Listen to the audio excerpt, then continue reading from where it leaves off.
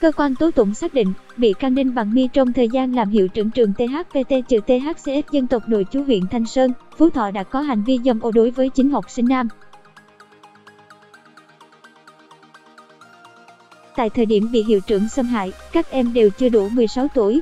Trường dân tộc nội trú huyện Thanh Sơn, cơ quan cảnh sát điều tra, công an huyện Thanh Sơn, tỉnh Phú Thọ vừa hoàn tất điều tra, đề nghị Viện Kiểm sát Nhân dân đồng cấp truy tố bị can Đinh Bằng My, sinh năm 1961, nguyên hiệu trưởng trường THVT-THCS dân tộc nội trú huyện Thanh Sơn, trú tại thị trấn Thanh Sơn, tỉnh Phú Thọ, về tội dâm ô đối với người dưới 16 tuổi, quy định tại điều 146 Bộ luật hình sự dịch vụ tổng hợp tiếng nói cung cấp bởi Trung tâm Không gian mạng Viettel.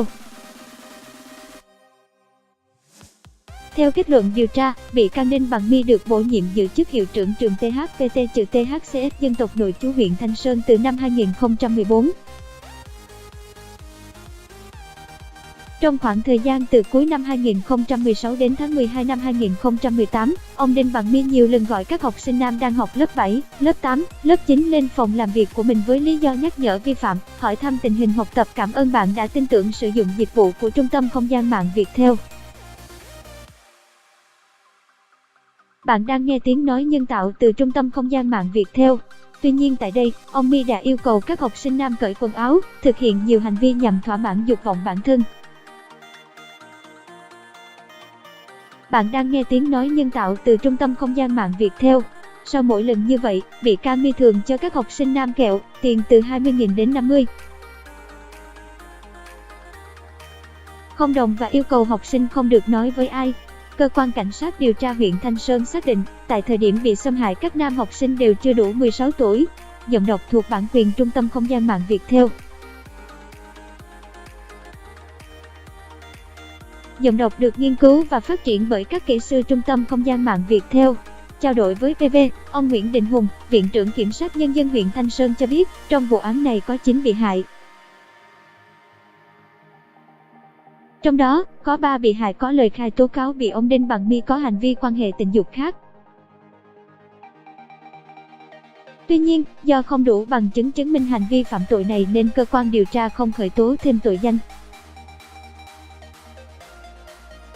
Giọng đọc được phát hành bởi Trung tâm Không gian mạng Viettel. Tại cơ quan điều tra, bị can My chỉ thừa nhận hành vi dâm ô, không thừa nhận hành vi quan hệ tình dục khác. Ông Hùng cho biết, cơ quan điều tra cũng làm rõ vai trò của một số thầy cô dẫn học sinh lên phòng ông Đinh Bằng My. Giọng đọc cung cấp bởi Tập đoàn Công nghiệp Viễn thông Quân đội Viettel. Tuy nhiên, các thầy cô này đều khai chỉ đưa các em học sinh lên để thầy My nhắc nhở các cháu về các vi phạm như chèo rào, trò chuyện trong lớp, mất trật tự và không che giấu hai đồng phạm, tiếp tay cho bị can phạm tội. Bạn đang nghe tiếng nói nhân tạo từ Trung tâm Không gian mạng Viettel. Cũng theo ông Nguyễn Đình Hùng, Viện trưởng Kiểm sát Nhân dân huyện Thanh Sơn đang dự thảo cáo trạng truy tố bị can Đinh Bằng My ra tòa án. Cảm ơn bạn đã tin tưởng sử dụng dịch vụ của Trung tâm Không gian mạng Viettel.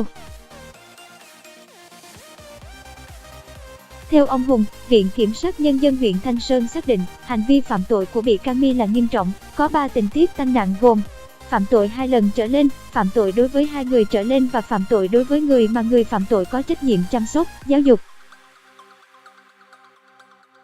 Bản quyền thuộc về Tập đoàn Công nghiệp Viễn thông Quân đội Viettel. Khung phạt với tội danh này từ 3 đến 7 năm.